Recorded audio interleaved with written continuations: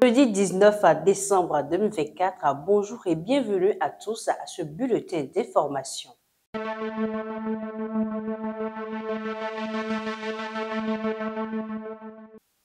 Nous ouvrons ce bulletin d'information par cette nouvelle. L'Assemblée nationale a adopté le 5 décembre dernier de nouvelles lois pour la gestion des finances pour l'année 2025. En effet, la loi numéro 2024 du 34 du 12 décembre 2024 portant loi de finances pour la gestion 2025 mentionne de nouvelles dispositions dans le secteur de l'impôt et trésor public afin d'accroître les ressources financières de l'État. Tenue à la présence du chef de l'État, cette séance vient anticiper d'éventuels soucis financiers au cours de l'année à venir. Le ministère de l'Économie et des Finances et les services déconcentrés concernés sont donc sommés de veiller à l'application de ces nouvelles dispositions. La Banque africaine de développement a octroyé ce mardi un prêt de 77,8 milliards au Bénin pour un projet de sécurisation en eau potable aux populations béninoises en zone rurale. Ce projet comprend la construction des forages, des châteaux d'eau, des bornes et la mise en place de systèmes de canalisation d'eau, des infrastructures hydrauliques pouvant permettre aux populations en zone rurale d'avoir accès à l'eau potable. L'appui de la BAD dans l'accomplissement de ce projet inscrit dans le plan d'action du gouvernement est une action de confiance au gouvernement de la rupture.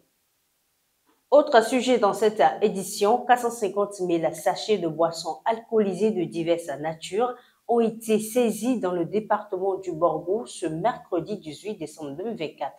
Une opération de contrôle ayant pour but de démanteler ces réseaux qui mettent à la disposition de la population des produits impropres à la consommation a permis leur recensement et leur saisie.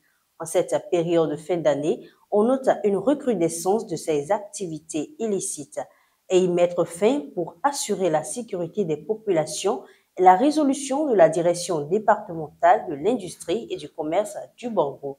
Les responsables des boutiques et kiosques concernés devront comparaître devant la justice pour répondre à de leurs actes.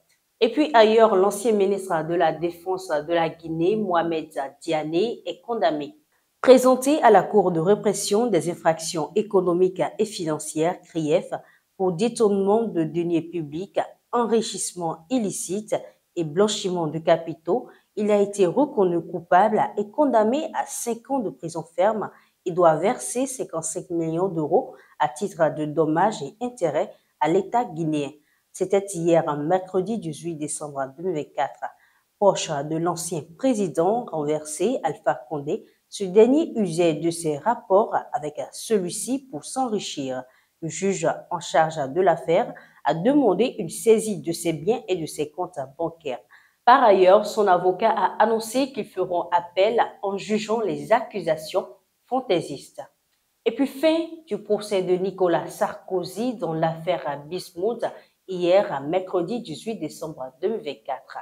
Le verdict de la Cour de cassation, la plus haute juridiction française, est tombé.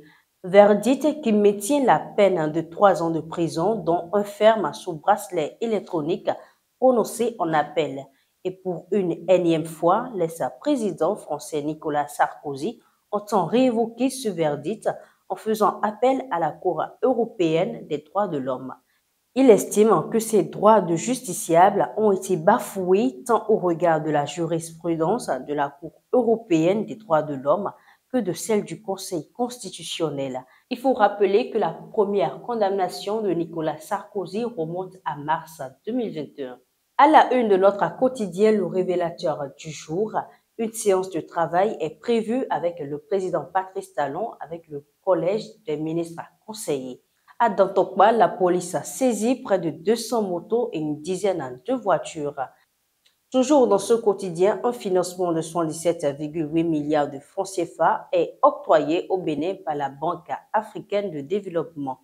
Et puis les consultations médicales foraines sont lancées, annonce le quotidien. Dans le secteur de la voirie et assainissement, le gouvernement autorise des travaux dans 7 chefs-lieux, annonce toujours ce quotidien. Ce sera tout pour les informations de ce matin. Merci de nous avoir suivis. Portez-vous bien.